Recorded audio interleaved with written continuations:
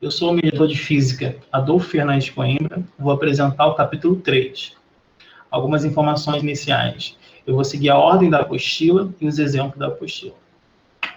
O capítulo 3 se chama Movimento Retilíneo Uniformemente Variado, e por isso leva a sigla MRUV. Esse movimento é caracterizado por ser um movimento acelerado com uma aceleração constante, e por isso o termo uniformemente variado. O termo retilíneo se deve ao fato que nós vamos trabalhar em apenas uma dimensão. Vou apresentar um exemplo de um corredor de 100 metros rasos. Ele parte da posição 0, atinge a posição 100 metros em 10 segundos. Repare que na primeira metade do tempo, nos primeiros 5 segundos, ele percorreu apenas 25 metros. Na segunda metade do tempo, ele percorreu 75 metros. Isso se deve ao fato de que ele iniciou com uma velocidade baixa e foi acelerando com o tempo.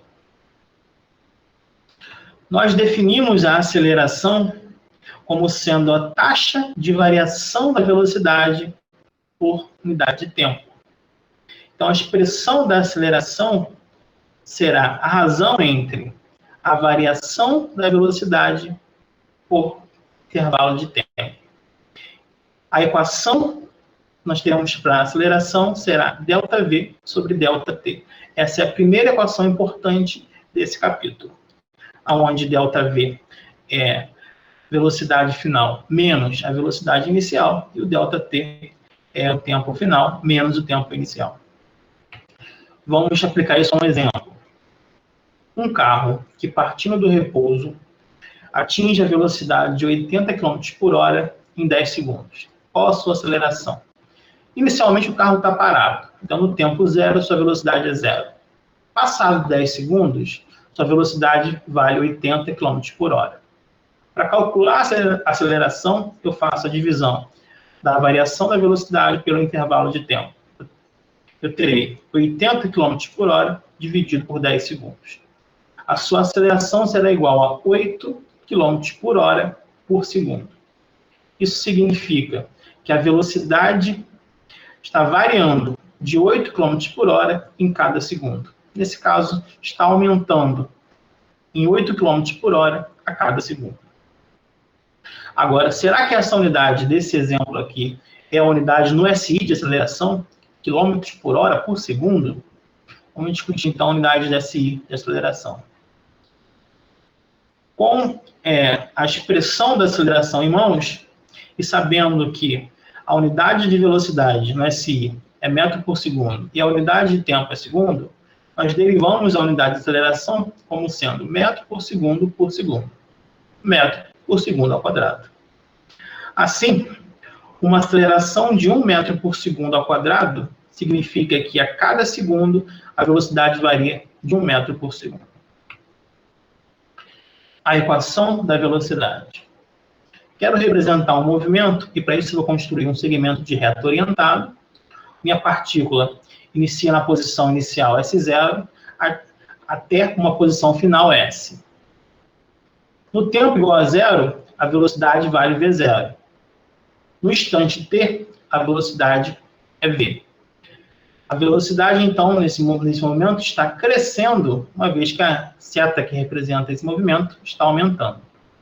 Colocando essas informações na equação da aceleração, eu quero construir uma relação que me dá a velocidade final em função do tempo.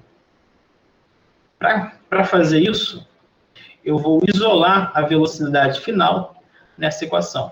Eu vou passar o termo está no denominador para o lado direito da equação. Posteriormente, eu vou isolar o v passando o v0 para o lado direito da equação e obtenho a velocidade em função do tempo. Repare que a velocidade inicial e a aceleração são duas constantes. Então, a velocidade final depende do tempo. Vamos aplicar isso a um exemplo. Considere um móvel que tem velocidade inicial v0 igual a 10 metros por segundo, que aumenta a velocidade com aceleração constante a igual a 5 metros por segundo ao quadrado. Calcule. Escreva a equação da velocidade. Letra B. Construir o gráfico da velocidade em função do tempo. Letra C. Determinar a velocidade do móvel em t igual a 3 segundos. Para resolver o item A, primeiro escrevemos a equação da velocidade. Essa equação aqui é a segunda equação importante desse capítulo.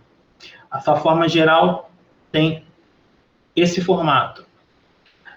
Para esse movimento do exemplo, a velocidade inicial vale 10, a aceleração vale 5. Substituindo isso na equação da velocidade, eu vou ter que a velocidade é igual a 10 mais 5t.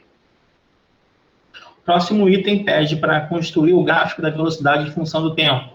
Uma vez que nós já conseguimos construir a equação da velocidade, nós percebemos que a velocidade em função do tempo é uma equação do primeiro grau, porque a variável t está elevada a 1 aqui. Para construir o gráfico de uma equação do primeiro grau, nós atribuímos valores para a variável independente. Nesse caso, atribuímos valores para t e calculamos o valor da velocidade para cada t. Por exemplo, substituindo t igual a 0 nessa equação, eu obtenho v igual a 10. Substituindo t igual a 1, eu obtenho v igual a 15. Substituindo t igual a 2, eu obtenho v igual a 20 metros por segundo. Colocando essas informações no gráfico, onde no eixo horizontal está o tempo e no eixo vertical, nesse caso, está a velocidade, também pode ser deslocamento ou a aceleração. Nesse caso, para a velocidade, colocando esses pontos aqui no gráfico, o primeiro ponto é tempo igual a 0, que obtém a velocidade igual a 10. O segundo ponto, tempo igual a 1 e a velocidade igual a 15. Terceiro ponto, tempo igual a 2, velocidade igual a 20. Repare a tendência linear, né? É claro, essa função do primeiro grau, onde a inclinação dessa reta é dada pela aceleração e o início da reta é dado pela velocidade inicial, nesse caso é 10. Item C pede para determinar a velocidade do móvel em 3 segundos. Como nós já temos a equação da velocidade, é só substituir o t por 3, nós obtemos que a velocidade vale 25 metros por segundo. Equação do deslocamento ou equação horária do MRUV. Vamos partir da equação do deslocamento que nós aprendemos no capítulo 2, onde lá nós vimos que o deslocamento pode ser obtido multiplicando a velocidade média pelo tempo. Naquele contexto, a velocidade era constante. Agora já não é mais constante, mas cresce linearmente. Então, podemos reconstruir a velocidade média como uma média da velocidade final da velocidade inicial. Substituindo isso na equação do deslocamento, eu tenho uma nova equação para o deslocamento, somado ainda o fato de que nós expressamos a velocidade final em função do tempo. Substituindo isso na equação do deslocamento, nós temos uma nova equação do deslocamento que, fazendo uma simplificação algébrica, fica escrita finalmente na forma: o deslocamento é igual a velocidade inicial vezes o tempo, mais meio da aceleração vezes t ao quadrado. Então, essa aqui é a equação, é a função do deslocamento em função do tempo. Repare que essa expressão tem uma forma quadrática, porque tem um termo ao quadrado. Essa expressão é análoga a uma função do segundo grau, onde o ΔS faz o papel de y e o t o papel de x. V0 e A continua sendo constante. Essa equação também ela é expressa em função da posição final, em alguns problemas, e ela tem esse formato. Vamos aplicar lá um exemplo. Suponha que um móvel passe pela origem dos movimentos com velocidade de 6 metros por segundo, com uma aceleração constante de 4 metros por segundo ao quadrado. Vamos escrever a função horária do movimento.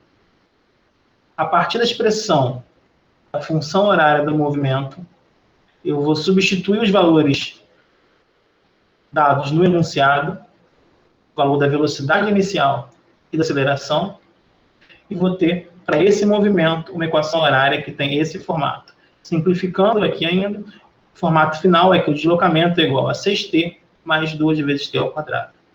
Aqui eu tenho o deslocamento em função do tempo. Então, eu consigo calcular o deslocamento para qualquer tempo. Em especial, ele pede para calcular a posição no instante t igual a 2. É só substituir nessa equação o tempo igual a 2 e eu vejo que o deslocamento vale 20 metros. Vamos analisar o gráfico do deslocamento em função do tempo. Como nós vimos, o gráfico tem a forma de uma parábola, porque nós temos o termo do tempo ao quadrado. Essa parábola pode ter concavidade para baixo, quando a aceleração for negativa, chamaremos esse movimento de movimento retardado.